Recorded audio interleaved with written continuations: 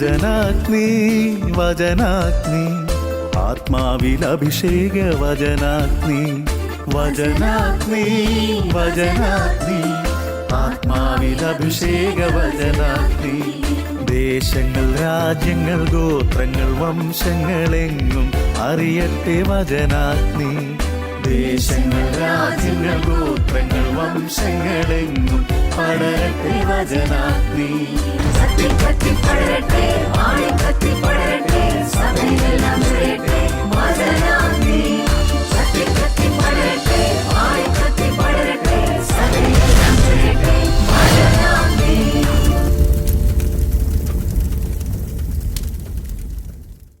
യേശുവിൽ ഏറെ സ്നേഹിക്കപ്പെടുന്ന എൻ്റെ സഹോദരി സഹോദരന്മാരെ, നിങ്ങളെ ഏവരെയും ഈ വചന ശുശ്രൂഷയിലേക്ക് യേശുനാമത്തിൽ ഏറെ സന്തോഷത്തോടെ സ്വാഗതം ചെയ്യുകയാണ്. നാം ഇന്ന് ധ്യാനിക്കുന്ന വിഷയം വിശുദ്ധ മത്തായിയുടെ സുവിശേഷം 20-ാമത്തെ അധ്യായമാണ്. മുന്തിരി തോട്ടത്തിലെ ജോലിക്കാർ എന്ന ഹെഡിങ്ങിലാണ് ഈ ഒരു ഉപമ കൊടുത്തിരിക്കുന്നത്. ഞാൻ ഈ ഒരു വിഷയം തിരഞ്ഞെടുക്കാനിടയായ കാരണം, ഏകദേശം 6 മാസങ്ങൾക്ക് മുമ്പ് ഒരു കുടുംബവുമായി പരിചയപ്പെടാനിടയായി. ഏറെ പ്രാർത്ഥിക്കുന്ന ഒരു കുടുംബമാണ്. കുടുംബനാഥനും കുടുംബനാഥയും കൂടാതെ 2 പെൺകുട്ടികളും അടങ്ങുന്ന ഒരു കുടുംബമാണത്. തൊട്ടടുത്ത് ഇദ്ദേഹത്തിൻ്റെ ജ്യേഷ്ഠ സഹോദരനും കുടുംബവുമാണ് താമസിക്കുന്നത്. ഏറെ അടുത്ത് ഇടപഴകിക്കൊണ്ടിരുന്ന ഈ കുടുംബം ഏകദേശം 2 വർഷങ്ങളോളമായി പരസ്പരം അധികമൊന്നും സംസാരിക്കാറില്ല. ആ വീട്ടിലെ മൂത്ത പെൺകുട്ടിയുമായിട്ടാണ് എനിക്ക് നല്ല പരിചയമുള്ളത്. ആ കുട്ടി ഞങ്ങളുടെ കോളേജിൽ പഠിച്ചിരുന്ന ഒരു സ്റ്റുഡൻ്റാണ്. നേഴ്സിംഗ് വിദ്യാഭ്യാസം ഒക്കെ പൂർത്തിയാക്കിയതിന് ശേഷം ഇന്ത്യക്ക് വെളിയിൽ വളരെ ദൈവാനുഗ്രഹത്തോടെ ജോലി ചെയ്യുന്ന ഒരു കുട്ടിയാണ്.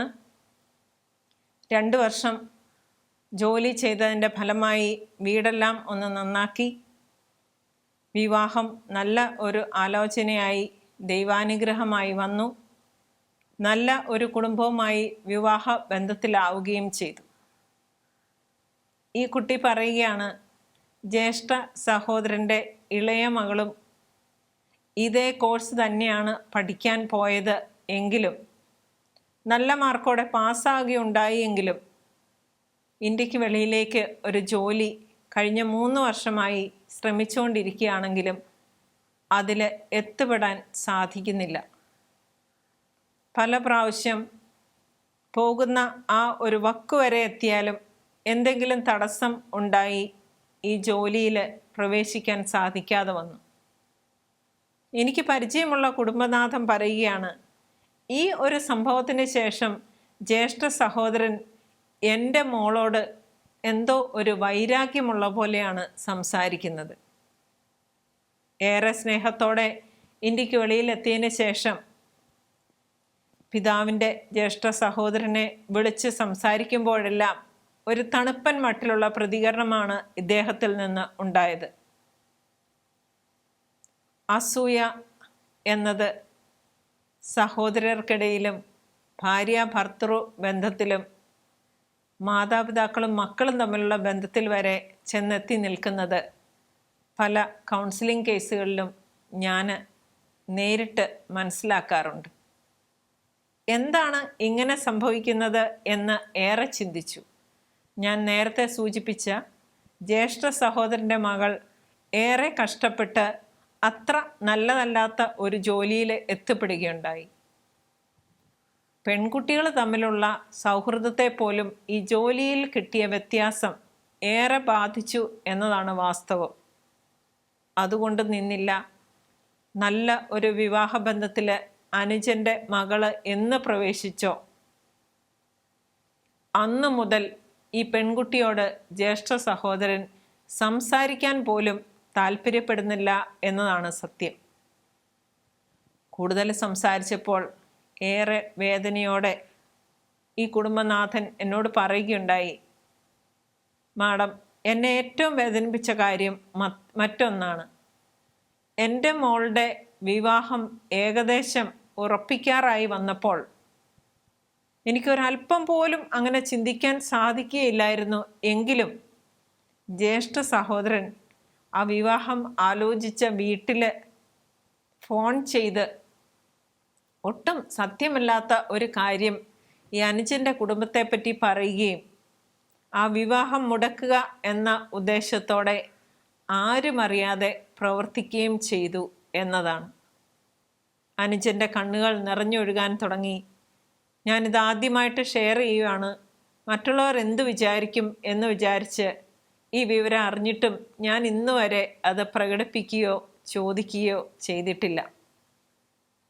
അദ്ദേഹം തുടർന്നു, ഇന്നും എൻ്റെ മോള് അവധിക്ക് വരുമ്പോൾ ജ്യേഷ്ഠ സഹോദരനും ഭാര്യയ്ക്കും കുട്ടികൾക്കും ഏറെ സമ്മാനങ്ങളുമായി വരാറുണ്ടെങ്കിലും എന്തെങ്കിലും കുത്തുവാക്കുകൾ പറയുകയോ മുഖം കറുത്ത് സംസാരിക്കുകയോ ചെയ്യാറുണ്ടത്രേ. പ്രിയപ്പെട്ടവരെ, ഈ ഒരു കാര്യത്തെപ്പറ്റി കൂടുതൽ സംസാരിച്ചപ്പോൾ ഏറെ വേദനയോടെ ഈ അനുജനും കുടുംബവും പങ്കുവയ്ക്കുകയുണ്ടായി. ദൈവം അനുഗ്രഹിച്ചുകൊണ്ടല്ലേ മാഡം ഞങ്ങൾ ഇന്ന് ഈ ഒരു പൊസിഷനിൽ എത്തി നിൽക്കുന്നത്. ഞങ്ങൾക്ക് അവരോട് യാതൊരു വൈരാഗ്യവുമില്ല. അവരെന്താണ് ഇങ്ങനെ ഞങ്ങളോട് പെരുമാറുന്നത്? പ്രിയപ്പെട്ടവരെ, ബൈബിൾ വചനങ്ങളിലൂടെ കടന്നുപോയപ്പോൾ മനുഷ്യൻ്റെ സൃഷ്ടി മുതൽ ഈ അസൂയ നിലനിൽക്കുന്നു എന്നതാണ് നാം കാണുന്നത്. ഈ നോമ്പ് കാലത്തിൽ ഉപവാസവും പ്രാർത്ഥനയും ഒക്കെയായി നാം കഴിയുമ്പോൾ സഹോദരർ തമ്മിലും ഭാര്യ ഭർത്താക്കന്മാർ തമ്മിലും എല്ലാം ഈ രീതിയിലുള്ള അസൂയ നിറഞ്ഞ ഒരു പെരുമാറ്റം ഉണ്ടോ എന്ന് ഒന്ന് അപഗ്രഥിച്ച് നോക്കാൻ നമുക്ക് ഇതുമായി ബന്ധപ്പെട്ട ഏതാനും വചനങ്ങളിലൂടെ ഒന്ന് കടന്നു പോകാം. മത്തായിയുടെ സുവിശേഷം 20-ാമത്തെ അധ്യായത്തിൽ 1 മുതൽ 16 വരെയുള്ള വചനങ്ങളിൽ യജമാനൻ മുന്തിരിത്തോട്ടത്തിലേക്ക് ആളുകളെ ക്ഷണിച്ചു എന്ന് നാം കാണുകയുണ്ടായി. അദ്ദേഹം പറഞ്ഞത് ഇങ്ങനെയായിരുന്നു. 4-ാമത്തെ വചനത്തിൽ ഇങ്ങനെ കണ്ടു, ചന്തസ്ഥലത്ത് പുറത്ത് എല്ലാം അലസരായി നിൽക്കുന്നവരെ കണ്ടപ്പോൾ യജമാനൻ പറഞ്ഞു, നിങ്ങളും മുന്തിരിത്തോട്ടത്തിലേക്ക് ചെല്ലുവിൻ, ന്യായമായ വേതനം ഞാൻ നിങ്ങൾക്ക് നൽകാം. അദ്ദേഹം കൂലി പറഞ്ഞിരുന്നില്ല, ന്യായമായ വേതനം. അതപ്പോൾ സമ്മതമായതുകൊണ്ടാണല്ലോ അവർ ജോലിക്കിറങ്ങിയത്. എന്നാൽ വീണ്ടും ആൾക്കാർ ജോലിയില്ലാതെ നിൽക്കുന്ന കണ്ടപ്പോൾ ഈ യജമാനൻ തൻ്റെ മുന്തിരിത്തോട്ടത്തിലേക്ക് അവരെയും പറഞ്ഞയക്കുകയുണ്ടായി. എവിടെയാണ് പ്രശ്നം നേരിട്ടത്? നമുക്ക് കാണാൻ സാധിക്കും. 10-ാമത്തെ വചനത്തിൽ ഇങ്ങനെ പറയുന്നു, തങ്ങൾക്ക് കൂടുതൽ ലഭിക്കുമെന്ന് ആദ്യം വന്നവർ വിചാരിച്ചു, എന്നാൽ അവർക്കും ഓരോ ദനാറ തന്നെ കിട്ടി. അവർ വിചാരിച്ചു ആദ്യം വന്നതിനാൽ ഞങ്ങൾക്ക് കൂടുതൽ ലഭിക്കുമെന്ന്, പക്ഷേ അത് നടന്നില്ല. വീണ്ടും നമുക്ക് കാണാൻ സാധിക്കും, അത് വാങ്ങുമ്പോൾ അവർ വീട്ടുടമസ്ഥനെതിരെ പിറുപിറുത്തു. അവസാനം വന്ന ഇവർ 1 മണിക്കൂറേ ജോലി ചെയ്തുള്ളൂ, എന്നിട്ടും പകലിൻ്റെ അധ്വാനവും ചൂടും സഹിച്ച ഞങ്ങളോട് അവരെ നീ തുല്യരാക്കിയല്ലോ. ഇതാണ് അവർക്ക് വേദന ഉളവാക്കിയത്. മറ്റുള്ളവരുമായി താരതമ്യം ചെയ്തപ്പോഴാണ് അവർക്ക് കിട്ടിയ വേതനം കുറഞ്ഞു പോയി എന്ന് അവർക്ക് തിരിച്ചറിയാനിടയായത്. പ്രിയപ്പെട്ടവരെ, നാമും ഇങ്ങനെ തന്നെയല്ലേ? ന്യായമായ വേതനം, അതിന് കണക്ക് പറയാതെ ദൈവാനുഗ്രഹം കൈപ്പറ്റി മറ്റൊരാളെ നോക്കിയിട്ട് അവർക്ക് നമ്മേക്കാൾ കൂടുതൽ അനുഗ്രഹം കിട്ടി എന്ന് കണ്ടാൽ ഒരു മനസ്സിന് വിഷമം തോന്നുന്നത് അസൂയ എന്നല്ലേ പറയേണ്ടത്? വീണ്ടും നമുക്ക് കാണാൻ സാധിക്കും വീട്ടുടമസ്ഥൻ്റെ സംസാരം.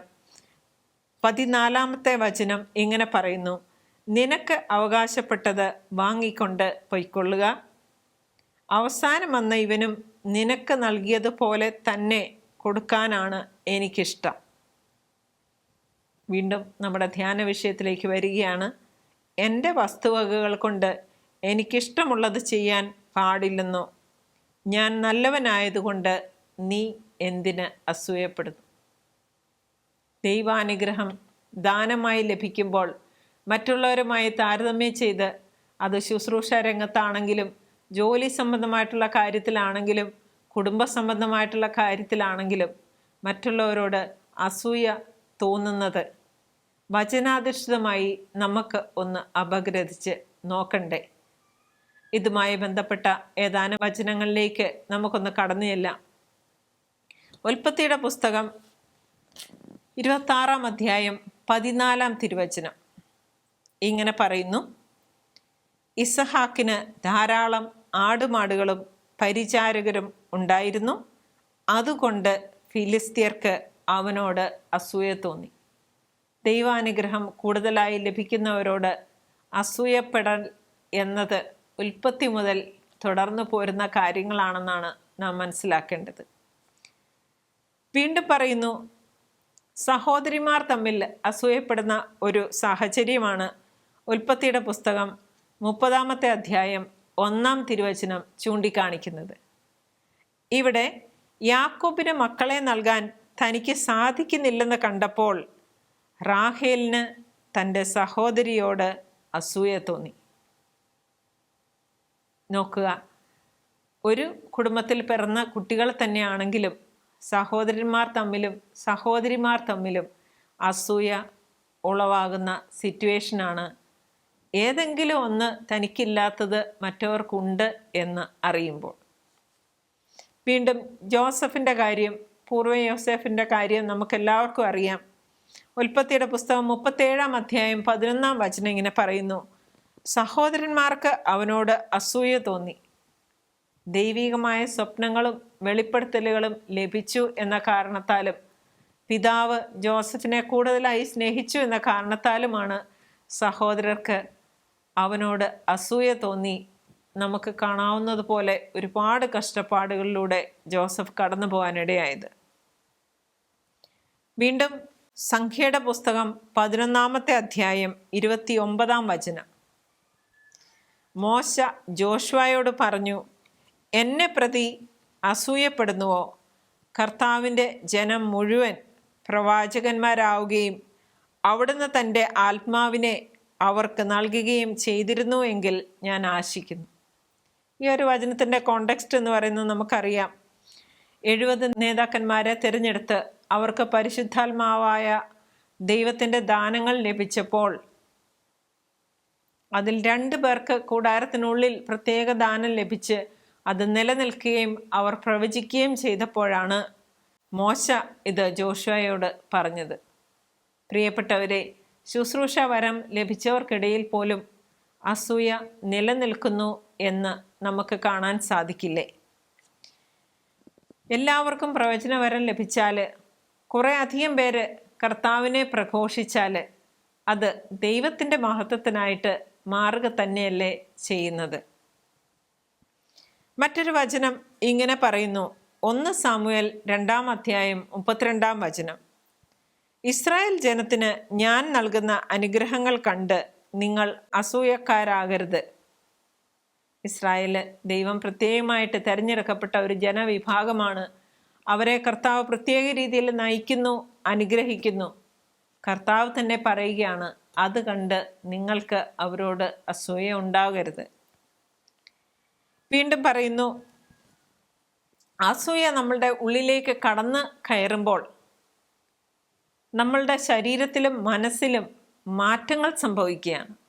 തീർച്ചയായും വചനത്തിലൂടെ കടന്നു പോകുമ്പോൾ ജോബിൻ്റെ പുസ്തകം 5-ാം അധ്യായം 2-ാം തിരുവചനം ഇങ്ങനെ പറയുന്നു: ക്രോധാവേശം മൂഢനെ കൊല്ലുന്നു, അസൂയ സരള ഹൃദയനെ നിഹനിക്കുന്നു.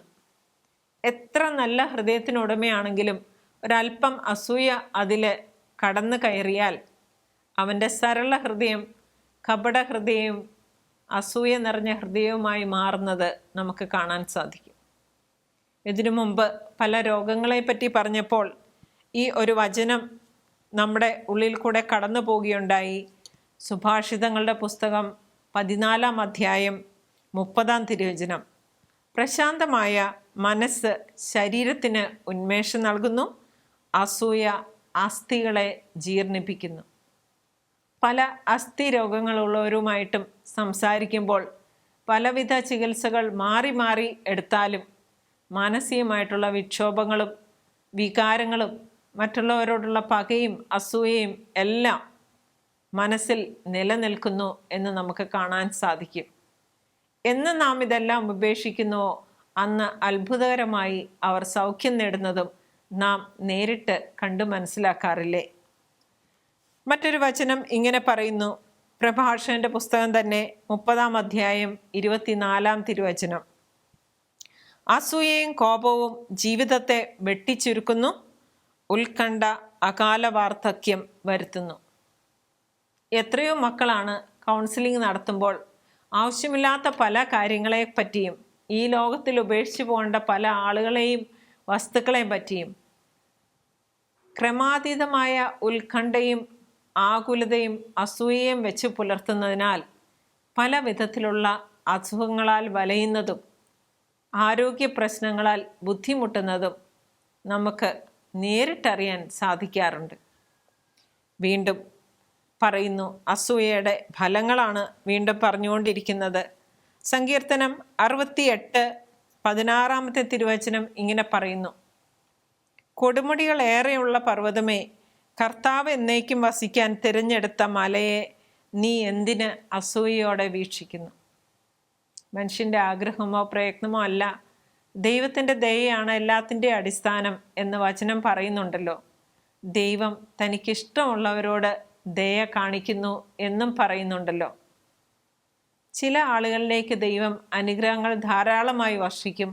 ദാവീദിൻ്റെ തന്നെ ജീവചരിത്രം പഠിച്ചാൽ പല തെറ്റുകൾ ഗുരുതരമായി ചെയ്തിട്ടും കർത്താവിന് ദാവീദിനോടൊരു പ്രത്യേക വാത്സല്യമുണ്ടായിരുന്നതിനാൽ ഏറെ അനുഗ്രഹങ്ങൾക്ക് അദ്ദേഹം ഉടമയായി തീർന്നു എന്ന് നമുക്ക് കാണാൻ സാധിക്കും. കർത്താവിന് ദയ തോന്നുന്നവരോട് കർത്താവ് ദയ കാണിക്കും എന്ന് വേണ്ടേ നാം മനസ്സിലാക്കാൻ. വീണ്ടും ഇങ്ങനെ പറയുന്നു. സങ്കീർത്തനങ്ങളുടെ പുസ്തകം 106-ാമത്തെ അധ്യായം 16-ാം തിരുവചനം.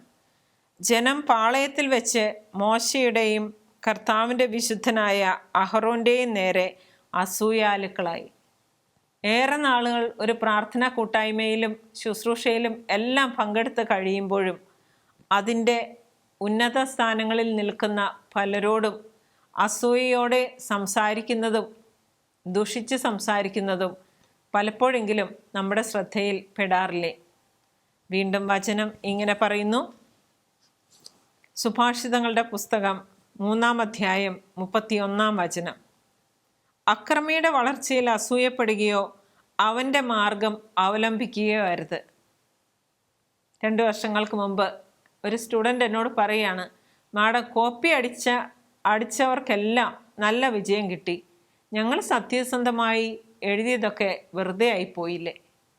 എന്താണ് നമ്മുടെ ഉള്ളിലെ ദൈവഭക്തി എന്ന് നാം ചിന്തിക്കണം. ദൈവം നമുക്ക് തരുന്നത് 2 കൈയും നീട്ടി സ്വീകരിക്കുക എന്നതല്ലേ സർവപ്രധാനം. അക്രമിയുടെ വളർച്ചയും അവരുടെ നേട്ടവും എല്ലാം നൈമിഷികമാണ് എന്ന സത്യം നമുക്ക് മനസ്സിലാക്കാൻ സാധിക്കണം. വീണ്ടും സുഭാഷിതങ്ങളുടെ പുസ്തകം 6-ാമത്തെ അധ്യായം 34-ാം തിരുവചനം ഇങ്ങനെ പറയുന്നു. അസൂയ പുരുഷനെ കോപാകുലനാക്കുന്നു, പ്രതികാരം ചെയ്യുമ്പോൾ അവൻ ദാക്ഷിണ്യം കാട്ടുകയില്ല. പലപ്പോഴും നല്ല ബന്ധത്തിലല്ലാതെ വിവാഹബന്ധത്തിന് ശേഷം രഹസ്യമായി ബന്ധങ്ങൾ തുടർന്നുകൊണ്ട് പോകുമ്പോൾ വീണ്ടും തമ്മിൽ വഴക്കുണ്ടാകുമ്പോൾ പല കൊലപാതകങ്ങളുടെയും ആത്മഹത്യകളുടെയും എല്ലാം പിന്നിൽ പുരുഷന്മാർ തമ്മിലുള്ള അസൂയയാണെന്ന് കണ്ടെത്തിയിട്ടുണ്ട്. സ്ത്രീകളും ഒട്ടും മോശക്കാരല്ല കേട്ടോ. പ്രഭാഷകന്റെ പുസ്തകം 26-ാമത്തെ അധ്യായം 6-ാം തിരുവചനം ഇങ്ങനെ പറയുന്നു. മറ്റൊരുവളിൽ ഭാര്യയ്ക്ക് തോന്നുന്ന അസൂയ ഹൃദയവേദനയും ദുഃഖവും ഉളവാക്കുന്നു. അവളുടെ വാക്പ്രഹരം അത് പരസ്യമാക്കുന്നു. നേരത്തെ പറഞ്ഞ കുടുംബത്തിൽ ജ്യേഷ്ഠ സഹോദരൻ്റെ ഭാര്യയുമായി ഞാൻ സംസാരിക്കാനിടയായി. 5 മിനിറ്റേ സംസാരിച്ചുള്ളൂ. പക്ഷെ എത്ര മോശമായിട്ടുള്ള കാര്യങ്ങളാണ് അനുജൻ്റെ കുടുംബത്തെപ്പറ്റി ഈ ചേച്ചി പറഞ്ഞതെന്നറിയാമോ? അസൂയ നിറഞ്ഞ് അവരെ പറ്റി സംസാരിക്കുമ്പോഴെല്ലാം എന്തെല്ലാം കുറ്റങ്ങളാണ് അവർക്കെതിരെ നിരത്തി സംസാരിച്ചു കൊണ്ടിരിക്കുന്നത്. ഞങ്ങൾ തമ്മിൽ ആദ്യമായിട്ടാണ് സംസാരിക്കുന്നത്, എങ്കിലും സംസാരിച്ചത് മുഴുവൻ ദുഷിച്ചുള്ള സംസാരം ആയിരുന്നു എന്നതാണ് ഞാൻ ശ്രദ്ധിച്ച ഒരു കാര്യം. വീണ്ടും സുഭാഷിതങ്ങളുടെ പുസ്തകം 27-ാം അധ്യായം 4-ാം വചനം ഇങ്ങനെ പറയുന്നു: ക്രോധം ക്രൂരമാണ്, കോപം അനിയന്ത്രിതമാണ്, എന്നാൽ അസൂയയെ നേരിടാൻ ആർക്കാണ് കഴിയുക? മറ്റൊരു വചനം ഇങ്ങനെ പറയുന്നു, സുഭാഷിതങ്ങളുടെ പുസ്തകം 24-ാം അധ്യായം 1-ാം തിരുവചനം: തിന്മ പ്രവർത്തിക്കുന്നവരെ ഓർത്ത് അസ്വസ്ഥനാകേണ്ട, ദുഷ്ടരെ നോക്കി അസൂയപ്പെടുകയും വേണ്ട. ദുഷ്ടൻ അഭ്യർത്ഥിപ്പെടുന്നത് കണ്ട് അസൂയപ്പെട്ടിട്ട് യാതൊരു കാര്യമില്ല എന്ന് ബൈബിൾ തന്നെ നമ്മോട് പറയുകയാണ്.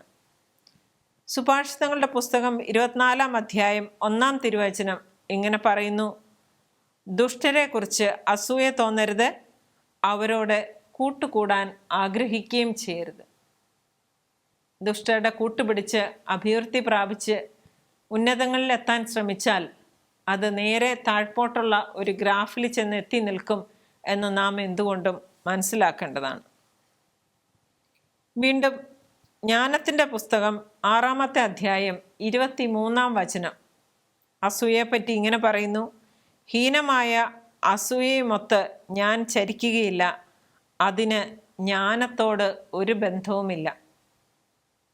സ്വർഗീയ ജ്ഞാനം ലഭിച്ച വ്യക്തിക്ക് മനസ്സ് അസൂയയിൽ നിന്ന് വേറിട്ട് നിൽക്കുന്നത് അനുഭവിച്ചറിയാൻ സാധിക്കും. വീണ്ടും ഭർത്താവും ഭാര്യയും തമ്മിലും അസൂയ ഉണ്ടാകാം എന്നാണ് വചനം പറയുന്നത്.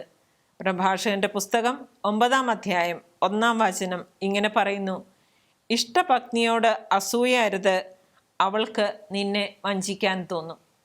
ഏതാനും വർഷങ്ങൾക്ക് മുമ്പ് ഒരു സ്ത്രീ ഏറെ വിഷമത്തോടെ ഒരു 30 മിനിറ്റ് നേരത്തോളം എന്നോട് സംസാരിച്ചു. ഈ സ്ത്രീക്ക് വളരെ ഉയർന്ന ജോലിയുണ്ട്, കാണാനായി നല്ല സൗന്ദര്യവുമുണ്ട്, എല്ലാ കാര്യവും ചുറുചുറുക്കോടെ വീട്ടിൽ ചെയ്യുകയും ചെയ്യും. ഇതെല്ലാം ഭർത്താവിന് അറിയാം. എങ്കിലും അസൂയ കൊണ്ടാവാം എല്ലാത്തിലും കുറ്റം കണ്ടുപിടിക്കാനും എന്ത് നേട്ടം ഉണ്ടെങ്കിലും അതിനെ ദുഷിച്ച് സംസാരിക്കാനും അദ്ദേഹം ഇടം കണ്ടെത്തുന്നു എന്ന് ഏറെ വിഷമത്തോടെ ഈ സ്ത്രീ പറയുകയുണ്ടായി. അവസാനം അവർ കൂട്ടിച്ചേർത്തു, ചേട്ടന് എന്നോട് കടുത്ത അസൂയയാണ് മാഡം. എന്തിനാണ് അങ്ങനെ? നമ്മളുടെ കുടുംബത്തിൽ രണ്ടുപേരും പരസ്പര പൂരകങ്ങളായി പ്രവർത്തിക്കുമ്പോൾ ഒരാൾക്ക് കഴിവ് നന്നായിട്ടുണ്ട്, നന്നായിട്ട് വീട് മാനേജ് ചെയ്ത് പോകുന്നെങ്കിൽ തീർച്ചയായിട്ടും അസൂയപ്പെടുകയാണോ നാം ചെയ്യേണ്ടത്? അതിനെ പ്രശംസിച്ച് അതിൻ്റെ ഫലം അനുഭവിക്കുകയല്ലേ വേണ്ടത്? വീണ്ടും ബൈബിൾ ഇങ്ങനെ പറയുന്നു, പ്രഭാഷകന്റെ പുസ്തകം 9-ാം അധ്യായം 11-ാം തിരുവചനം: പാപിയുടെ ഭാഗ്യത്തിൽ അസൂയപ്പെടരുത്, അവൻ്റെ അവസാനം നിനക്കറിയില്ലല്ലോ. പ്രിയപ്പെട്ടവരെ, എല്ലാ ബന്ധത്തിലും അസൂയ നിലനിൽക്കുന്നു എന്നാണ് നാം മനസ്സിലാക്കേണ്ടത്. അതിൻ്റെ അടിസ്ഥാനത്തിൽ നാം ജീവിക്കേണ്ടത് എങ്ങനെയെന്നും വചനം പറയുന്നുണ്ട്. പ്രഭാഷകന്റെ പുസ്തകം 37-ാം അധ്യായം 10-ാം വചനം ഇങ്ങനെ പറയുന്നു: നിന്നെ സംശയിക്കുന്നവനോട് ഉപദേശം ചോദിക്കരുത്, അസൂയാലുവിനോട് നിന്റെ ലക്ഷ്യം വെളിപ്പെടുത്തുകയും ചെയ്യരുത്. പ്രിയപ്പെട്ടവരെ, ചില മനുഷ്യർ കുടുംബത്തോടെ തകരാൻ ഇടയായത് കടുത്ത അസൂയയിൽപ്പെട്ടിട്ടാണെന്നുള്ളത് ഒരു നഗ്ന സത്യമല്ലേ? വീണ്ടും വചനം ഇങ്ങനെ പറയുന്നു, നാം എങ്ങനെ ജീവിക്കണം എന്നുള്ളത് പറയുന്നു. അപ്പോസ്തല പ്രവൃത്തി 17-ാം അധ്യായം 5-ാം തിരുവചനം: എന്നാൽ ജനക്കൂട്ടത്തെ കണ്ടപ്പോൾ യഹൂദർ അസൂയ പൂണ്ട് പൗലോസ് പറഞ്ഞ കാര്യങ്ങളെ എതിർക്കുകയും അവനെ ദുഷിക്കുകയും ചെയ്തു. അസൂയ കൊണ്ട് മാത്രമാണ് വചനപ്രഘോഷകരെ പോലും എതിർക്കുകയും ദുഷിക്കുകയും ചെയ്യുന്നു. ഇത് നാം പാടെ ഒഴിവാക്കണം എന്ന് വചനം അനുശാസിക്കുന്നു. കർത്താവിൻ്റെ ദാസന്മാരെ അനുസരിക്കുകയും അവർക്ക് ചെവി കൊടുക്കുകയും ചെയ്യുക എന്നതാണ് നമ്മെ കർത്താവ് ഏൽപ്പിച്ചിരിക്കുന്ന ദൗത്യം. വീണ്ടും 1 കൊറിന്തോസ് 3-ാം അധ്യായം 3-ാം തിരുവചനം ഇങ്ങനെ പറയുന്നു: നിങ്ങളുടെ ഇടയിൽ അസൂയയും തർക്കവും നിലനിൽക്കുമ്പോൾ നിങ്ങൾ ജഡികരും സാധാരണക്കാരുമല്ലേ? നമ്മൾ ദൈവത്തിൻ്റെ സ്വന്തമാണെന്ന് നമുക്ക് അവകാശപ്പെടാൻ സാധിക്കുമോ? വീണ്ടും ഗലാത്യർക്ക് എഴുതിയ ലേഖനം 5-ാം അധ്യായം 26-ാം വചനം പറയുന്നു: നാം പരസ്പരം പ്രകോപിപ്പിക്കുന്നവരും അസൂയപ്പെടുന്നവരും വ്യർത്ഥ അഭിമാനികളും ആകാതിരിക്കട്ടെ. പ്രിയപ്പെട്ടവരെ, നമുക്കറിയാൻ സാധിക്കും, യാക്കോബ് 3:16 പറയുന്ന പോലെ, എവിടെ അസൂയയും സ്വാർത്ഥമോഹവും ഉണ്ടോ അവിടെ ക്രമക്കേടും എല്ലാ ദുഷ്കർമ്മങ്ങളും ഉണ്ട്. പ്രിയപ്പെട്ടവരെ, വചനത്തിലൂടെ നാം കണ്ണോടിക്കുകയായിരുന്നു. നമുക്ക് പ്രാർത്ഥനയിലേക്ക് കടക്കാം.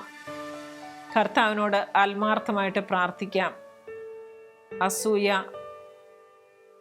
എന്ന ദുർഗുണം നമ്മുടെ മനസ്സിൽ നിന്ന്, ഹൃദയത്തിൽ നിന്ന് എടുത്തു നീക്കണമേ എന്ന് കർത്താവിനോട് നമുക്ക് കേണപേക്ഷിക്കാം.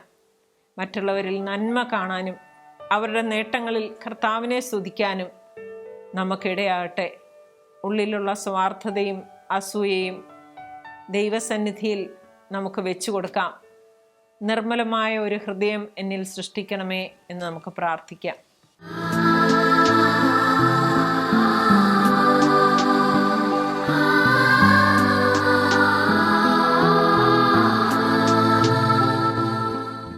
കർത്താവേ, ഞങ്ങളുടെ ശക്തനായ യേശുവേ, ഈ സമയം ഈ വചനങ്ങളിലൂടെ അങ്ങ് ഞങ്ങളോട് സംസാരിക്കുകയായിരുന്നല്ലോ. കർത്താവേ, അങ്ങേക്ക് ദയ തോന്നുന്നവരോട് അങ്ങ് ദയ കാണിക്കുന്നു, കരുണ തോന്നുന്നവരോട് കരുണയും. ഈശോയെ, അങ്ങ് കൊടുക്കുന്ന ദാനങ്ങളിൽ അഭിമാനിക്കാനും അവരോടൊത്ത് സന്തോഷിക്കാനുമുള്ള നല്ലൊരു ഹൃദയം ഞങ്ങൾക്ക് നൽകണമേ. മറ്റുള്ളവരോട് താരതമ്യം ചെയ്യാതെ അങ്ങ് തന്ന ദാനങ്ങളിൽ, അങ്ങ് തന്ന വാഗ്ദത്തങ്ങളിൽ പൂർണ്ണമായി ആശ്രയിച്ച് അങ്ങയെ സ്തുതിച്ച് മുന്നോട്ട് പോകാനുള്ള കൃപയാൽ ഞങ്ങളെ നിറയ്ക്കണമേ എന്ന് പ്രാർത്ഥിക്കുന്നു. ഈശോയെ, തകരുന്ന കുടുംബങ്ങളെ അങ്ങേക്കരങ്ങളിലേക്ക് സമർപ്പിക്കുന്നു. സഹോദരി സഹോദരന്മാർ തമ്മിലും, ഭാര്യ ഭർത്താക്കന്മാർ തമ്മിലും, കുടുംബാംഗങ്ങൾ തമ്മിലും അസൂയ മൂലം നിലനിൽക്കുന്ന എല്ലാ കലഹങ്ങളും ഭിന്നതകളും കർത്താവായ യേശുവിൻ്റെ നാമത്തിൽ ഈ നിമിഷം നിർവീര്യമായി പോട്ടെ എന്ന് ഞങ്ങൾ പ്രാർത്ഥിക്കുകയാണ്. അമ്മേ മാതാവേ, അമ്മയുടെ വിമല ഹൃദയത്തിലേക്ക് എല്ലാ കുടുംബങ്ങളെയും എല്ലാ മക്കളെയും സമർപ്പിക്കുന്നു. കർത്താവെ, അസൂയ പൂണ്ട് രാജ്യങ്ങളെ കീഴടക്കുന്നു, കുടുംബങ്ങളെ താറുമാറാക്കുന്നു, ബന്ധങ്ങൾ നഷ്ടപ്പെടുന്നു. കടന്നു വരണമേ പരിശുദ്ധാത്മാവേ, എല്ലാവരുടെയും ഹൃദയങ്ങളിലേക്ക് കടക്കണമേ. അസൂയ മൂലം നശിച്ചുകൊണ്ടിരിക്കുന്ന എല്ലാ കുടുംബങ്ങളെയും അങ്ങേ കരങ്ങളിലേക്ക് സമർപ്പിച്ചുകൊണ്ട് പ്രാർത്ഥിക്കുന്നു. അങ്ങേ പരിശുദ്ധാത്മാവാൽ നിറയ്ക്കണമേ. അങ്ങേ തിരുരക്തത്താൽ കഴുകി വിശുദ്ധീകരിക്കണമേ. സകല മാലാഖമാരെ, വിശുദ്ധരെ ഞങ്ങൾക്ക് വേണ്ടി ഈശോയുടെ മധ്യസ്ഥം വഹിക്കണമേ. യേശുവേ നന്ദി, യേശുവേ സ്തുതി. ആമേൻ.